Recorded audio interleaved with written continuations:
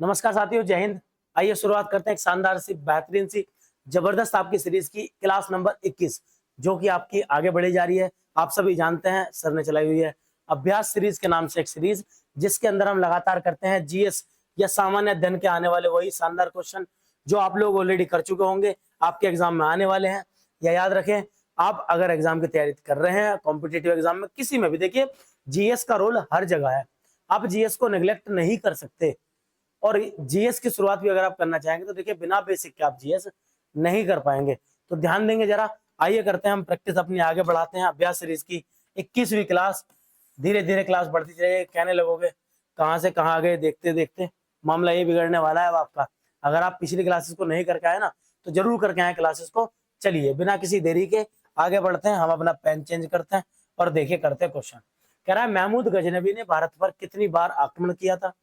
How many times did Mahmud Ghaznavi invaded India. तो मैं simply बात करूं, लगभग 1000 एडी 1000 एडी से लेकर के और 1027 एडी के बीच में भारत पर महमूद गजनवी के द्वारा लगभग 17 बार आक्रमण किया गया।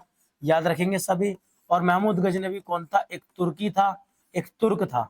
इसलिए कहते हैं इंडिया पर जो तुर्क इन्वेजन पहला किया किसने किया? वो महमूद गजनवी ने किया। तो सभी याद रखेंगे, आंसर होगा 17 बार, लगभग 17 बार आक्रमण किया। उसमें सबसे महत्वपूर्ण उस युद्ध 17 के 17 जो इसके आक्रमण थे, उनमें सबसे महत्वपूर्ण आक्रमण कहाँ किया? वो किया गुजरात के सोमनाथ मंदिर पर। कहां पर किया भाई? गुजरात के सोमनाथ मंदिर पर, याद रखिएगा। और ये गुजरात के सोमनाथ मंदिर पर आक्रमण किया इसने 1025 और 1026 एडी में। 25 दिया हुआ है तो 25 लगाएं, 26 दिया हुआ है तो 26 लगाएं। सोमनाथ मंदिर कहां पर है? देखिए गुजरात के अंदर है। इस पर आक्रमण किया गया था किसके द्वारा? महमूद गजनवी के द्वारा, आप याद रखें। चलिए करते हैं अगला क्वेश्चन। क्या है? गुजरात के सोमनाथ मंदिर पर आक्रमण किसने किया? तो मुझे नहीं लगता बताना पड़ेगा, लीजिएगा आप सभी के लिए क्वेश्चन लिख देते हैं आपके लिए। इतनी मिठाई आपके लिए है, रसमलाई आपके लिए, तो हल्का क्वेश्चन आपके लिए करेंगे आप सभी, ठीक है। चलिए आगे चलते हैं। आपके लिए पहले सोचना होता ना, तभी तो आगे बात बनेगी। चलिए करें आगे क्वेश्चन। आइए देखिए, पिछली क्लासेस कैसी लगी बताएं नहीं आप लोगों ने, बता रहे हो? चलो हम देख लेंगे, आपने बताया नहीं बताया, करते हैं बात। देखिए जब महमूद गजनवी ने पहला आक्रमण कर दिया और मंदिर को ध्वस्त कर दिया, तो इस मंदिर का पुनर्निर्माण सबसे पहले किसके द्वारा करवाया गया? तो गुजरात में उस समय राजा जो राज करते थे उनका नाम था भीमदेव प्रथम। क्या नाम था उनका? भीमदेव प्रथम, जिनके द्वारा इस मंदिर का जीर्णोद्धार करा गया सबसे पहले। लगातार इस पर आक्रमण होते रहे। अंतिम इसका पुनर्निर्माण, बड़ा अच्छा क्वेश्चन है भाई, अंतिम बार इसका पुनर्निर्माण कराया गया सरदार वल्लभ भाई पटेल के द्वारा। याद रखिएगा, सरदार वल्लभ भाई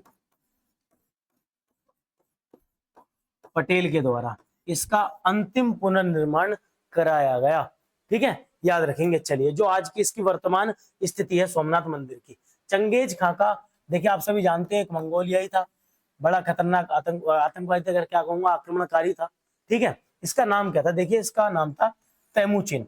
इसका मूल नाम था तैमूचिन, याद रखेंगे सभी, ठीक है ना। इसका मूल नाम क्या था? तैमूचिन। आगे देखिए क्वेश्चन क्या है। देखिए मोहम्मद गोरी की सेना और पृथ्वीराज चौहान के बीच 2 बार युद्ध हुआ, 2 युद्ध लड़े गए, जिसमें कि दूसरी लड़ाई पृथ्वीराज चौहान हार गए और उनके राज्य पर कब्जा गोरी ने कर लिया। बात करते हैं कि कौन से वो युद्ध थे जो लड़े गए थे, तो आप सभी याद रखेंगे तराइन के वो 2 युद्ध थे जिन्हें हम याद करते हैं तराइन के युद्ध के नाम से। और ये तराइन के युद्ध 2 बार लड़े गए आपके 1191 और 1192, लगातार ये 2 युद्ध हैं, 1192 एडी और 1192 एडी, जो दोनों के मध्य लड़े गए।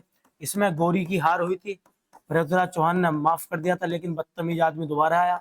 इस बार पृथ्वीराज चौहान की हार हुई, याद रखेंगे सभी।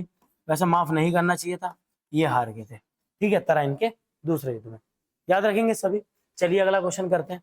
कह रहा है कि पृथ्वीराज चौहान और मोहम्मद गोरी ने कौन सी लड़ाई लड़ी, कब लड़ी? अब तो आप कर लेंगे ये भी, अगेन वही कहूंगा मैं, रिपीट का क्वेश्चन इसलिए है ताकि आप रिवाइज करें और आप थोड़ा बहुत पता तो चले आप याद कर रहे नहीं कर रहे। तो लगाएंगे आंसर और बताएंगे कमेंट में क्या है इसका आंसर। जस्ट अभी करा के आया हूँ भाई साहब, अब भी ना बता पाए ना तो एक मग्गे में पानी, एक लोटे में पानी और डुबकी मारना ऐसी कि जो जिंदगी और बाहर ही नहीं आ पाओ, ठीक है, अगर इतने पे भी आप आंसर नहीं कर पाए हो। ठीक है, चलिए करते क्वेश्चन नंबर 8। कह रहा दास वंश की स्थापना किसने की? या तो इसे दास वंश कह दो या इसको दिल्ली सल्तनत कह दो। देखो मैं बताऊं सही बात, इसको आप दिल्ली सल्तनत भी कह सकते हो, इसको आप गुलाम वंश भी कह सकते हो, गुलाम वंश भी कह सकते हो, है ना। याद रखना सिंपल सी बात। और इसकी स्थापना किसके द्वारा की गई थी? कुतुबुद्दीन ऐबक के द्वारा की गई थी। कब की गई थी? तो 1206 एडी में की गई थी। कहाँ की गई थी? तो लीजिए, इसकी स्थापना लाहौर में की गई थी, बाद में राजधानी दिल्ली आई, लेकिन वो बाद में आई। तो कब की गई थी भाई? 1206 में की गई थी दास वंश की स्थापना। इसी को कहते हैं स्लेव डायनेस्टी। अब अंग्रेजी वाले कहेंगे जी, सीबीएसई वाले हिंदी नहीं बोलते, वो सॉरी अंग्रेजी नहीं बोलते, स्लेव डायनेस्टी कहते हैं भाई इसको, है ना। चलो आगे देखते हैं क्वेश्चन क्या है। बात करते हैं 9th क्वेश्चन की। कह रहा है कि दिल्ली सल्तनत के अंदर जो हमारे 5 वंश आए या 5 वंशों ने लगातार राज किया। देखिए मैं आपको बता दूं 1206 में वो राज शुरू हुआ था और 1526 में वो जाके खत्म हुआ। ये कुतुबुद्दीन ऐबक है और ये पानीपत का पहला युद्ध है, first battle of Panipat, Panipat का प्रथम युद्ध 1526। इस बीच में कितने वंश आए थे? तो याद रखें 5 वंश आए थे। क्रम क्या है? तो देखिएगा इसका क्रम है गुलाम, खिलजी, तुगलक और सैयद लोधी। इसमें देखो लोधी नहीं, सैयद नहीं दिया हुआ। मैं आपको बता दूं इन दोनों के बीच में एक वंश और आएगा, सैयद वंश। दिया हुआ ही नहीं है, वरना देता तो हम देख लेते। बाकी आप याद रखें कि तुगलक और लोधी के बीच में आएगा सैयद वंश। ठीक है, चलिए आगे देखते हैं क्वेश्चन नंबर 10। क्या कह रहा है? कह रहा है इनमें से किसकी मृत्यु चौहान खेलते हुई? चौहान आप याद रखें क्या होता है, देखिएगा चौहान एक गेम होता है ना, जो घोड़े पे बैठ के खेला जाता है। इस हम आजकल मतलब हॉर्स राइडिंग टाइप में होता है। ये भी हुआ क्या, बस कूद का मतलब गिर पड़ा, गिर के वो स्टिक गर्दन में घुस गई। किसके घुसी थी? कुतुबुद्दीन ऐबक के। और 1210 में मतलब 1206 में स्थापना करने के बाद 1210 में इसकी मृत्यु हो गई चौगान खेलते हुए। ठीक है, याद रखेंगे सभी। चलिए आगे देखते हैं। नेक्स्ट आपका कहता है कि किसने नौरोज का त्योहार मनाया, जो प्रसिद्ध पारसी त्योहार था। मैं बताता आपको, लेकिन मैं लिखा हुआ है फारसी नहीं है, पारसी त्योहार है।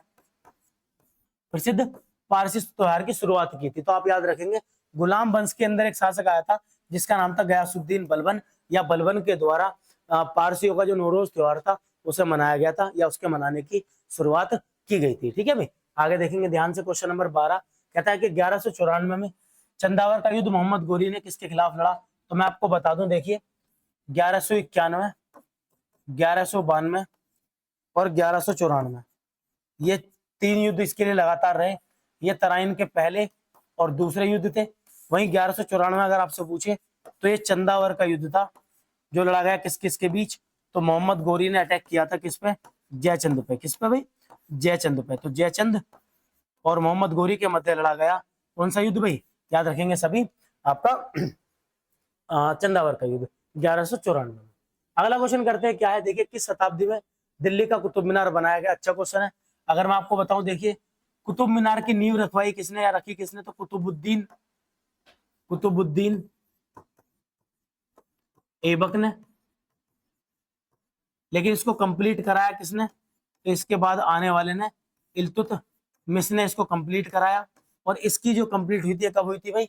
याद रखिए सभी, देखिए इसकी नींव रखी गई 12वीं शताब्दी में, कहते हैं 1199 के आसपास इसकी नींव रखी गई थी और 13वीं शताब्दी में जाके कंप्लीट हुआ था। तो हम अगर इसके बनने की बात करें तो 12वीं शताब्दी में इसका निर्माण शुरू हुआ था।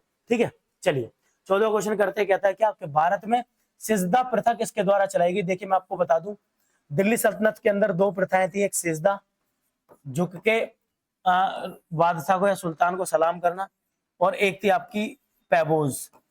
और पैबोज का मतलब था कि बादशाह या सुल्तान के पैरों को चूमना, वो पैबोज होता था। और ये सिजदा और पैबोज चलाया गया किसके द्वारा?